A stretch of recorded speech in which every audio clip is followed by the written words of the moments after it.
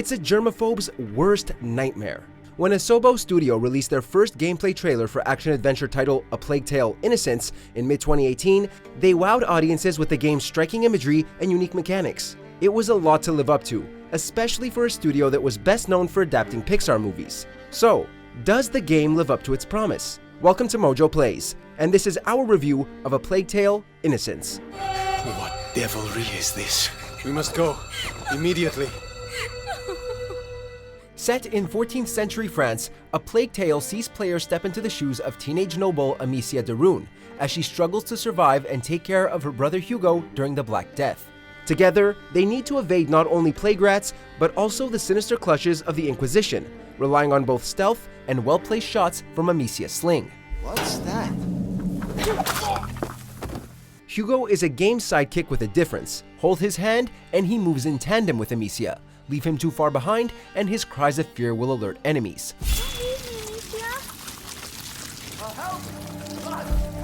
It's fine, I'm here. I was all by myself. A Plague Tale is clearly a labor of love, a fact that's immediately evident in the game's gorgeous environments, from its chateaus, castles, and towns to its autumn-tinged woods and battle-scarred plains. The developers took inspiration from master painters to simulate natural light, and to infuse the game's landscapes with rich, dreamlike colors. The forests and farmlands in particular really feel like paintings come to life. Amicia, why did they want to capture us? I don't know. I don't want to think about it right now. Of course, these romantic tableaus soon become nightmares. The Black Death killed between a third to half of Europe's population in just 4 years. For people of the time, it must have felt like the end of the world, and A Plague Tale truly captures that sense of apocalypse, with some added twists. The plague rats swarm through the game's streets and cellars, eating people alive. AI-wise, they're an impressive achievement, and look fantastic in moonlit, fog-shrouded hills, but a little twitchy and robotic in torchlight. Overall, however, they introduce a unique dynamic into the game, requiring careful manipulation through light and other means. Fortunately for Amicia, the ancient art of alchemy has also been given a fantasy spin, aiding her against both the rats and enemy soldiers. Her equipment can be upgraded through a basic Last of Us-like crafting system. Shut up! Leave us alone!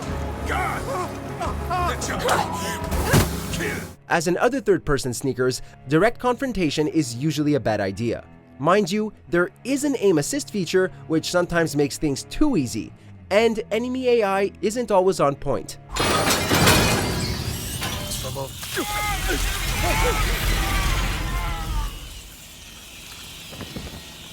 How do you not hear your friends getting eaten right behind you?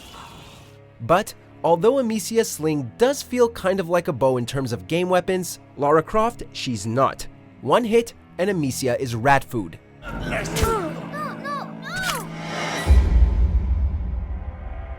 This realism and Amicia's genuine reactions to death and killing keeps the combat gripping. This is one of the few games where players actually feel guilt about killing people. Hey, what are you doing? I'm sorry. Stop! We have to get out. Amicia! Don't leave me! I'm begging you! No! Still, it would be a little one-dimensional without alchemy. Every hero needs someone in R&D, and in A Plague Tale, the role is fulfilled by apprentice alchemist Lucas, who provides snazzy new ways of dealing with rats and soldiers. Other NPC allies also lend a hand, with both alchemical gifts and special skills. Together, they round out a cast of Lost Boy-like heroes. To the death. Amicia's arsenal plays a crucial role in the game's puzzles and stealth areas. What role is seldom in doubt, because the game provides a very gentle learning curve. Prompts from Amicia and NPC allies can make progress a bit too easy. Do you think we could get that down?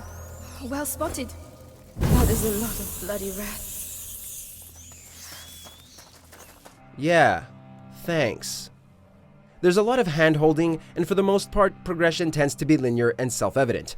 Only in the final chapters do obstacles and Amicia's alchemical tools get complicated enough to make things really challenging.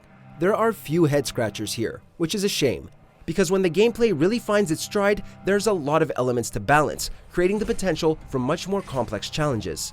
Without giving too much away, some of Amicia's abilities in the final chapters are truly game-changers, leading to one of the most surreal and innovative boss battles in recent memory. I was going to save it for later, but It's worth a try.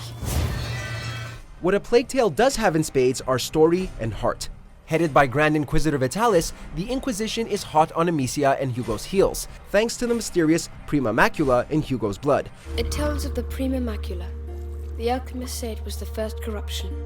Not everything is explained, but it doesn't feel like it has to be, because the game is first and foremost about Amicia and Hugo's character arcs and their relationship. While the game's facial animations can be wooden, the vocal performances of Charlotte McBurney as Amicia and Logan Hannon as Hugo are absolutely fantastic. I'm sorry. I'm sick. No. As their relationship grows, their interactions bring light moments to an otherwise dark game. The idea of having the player hold Hugo's hand works brilliantly, making you feel genuinely closer and protective. It helps that most of the time, Hugo is surprisingly polite and attentive. I only wanted to play a game. This is not a time for games. No more playing, alright? I'm sorry. Maybe French kids are different? Or maybe it's the times. The Middle Ages. The need to take care of Hugo leads to moments of nail-biting suspense as you become ridiculously invested in preserving Hugo's life and his innocence. These scenes are buoyed by a haunting soundtrack from Olivier de Rivière, who also lent his considerable talent to Alone in the Dark, Remember Me, and Vampire. Why did you do that? He was a good boy. A Plague Tale is a tumultuous ride through a meticulously crafted world.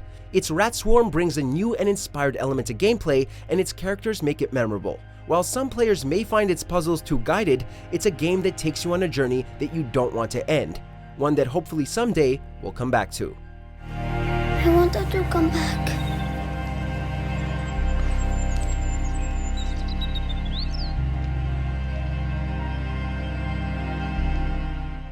Check out these other great clips from MojoPlays, and be sure to subscribe and ring the bell to get notified about our latest videos.